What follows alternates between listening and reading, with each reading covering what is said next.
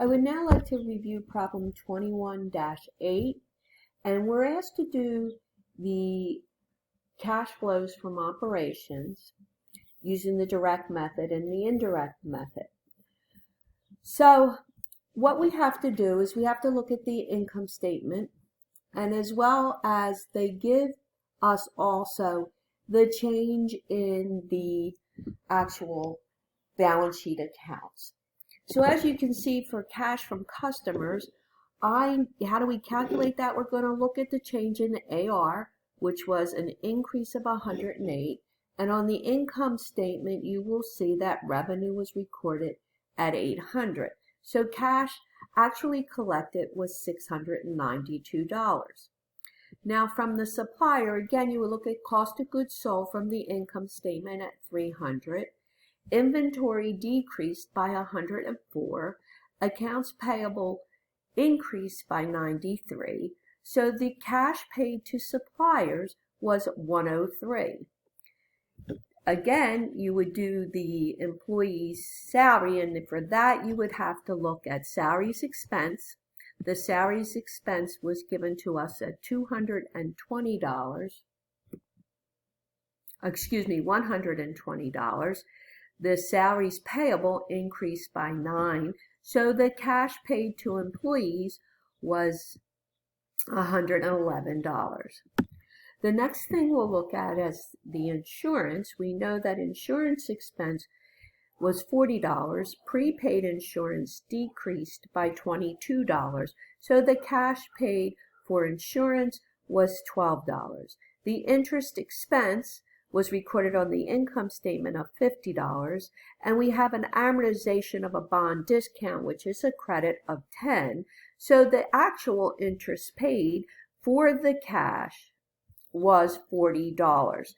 So interest paid for cash is $40. And then the income tax expense was $78. You would look at the deferred tax account, and you would see that the deferred tax account actually increased by 8. So therefore, the cash paid on the income tax expense was $70.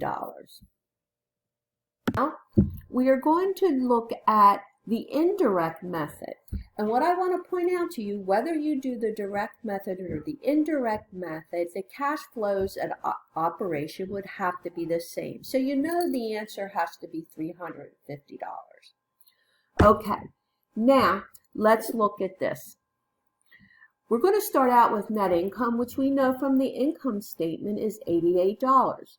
We also know on the income statement we have depreciation expense, which is a non-cash outlay of 123. In calculating the net income, we use that non-cash outlay to decrease our income, so we have to add back the depreciation expense of $123. We can also look at the gain on the sale of the building. The gain on the sale of the building is subtracted from the net income because, again, we have $11 in calculating the net income, and that does not necessarily mean a cash outlay or inlay or a cash coming in.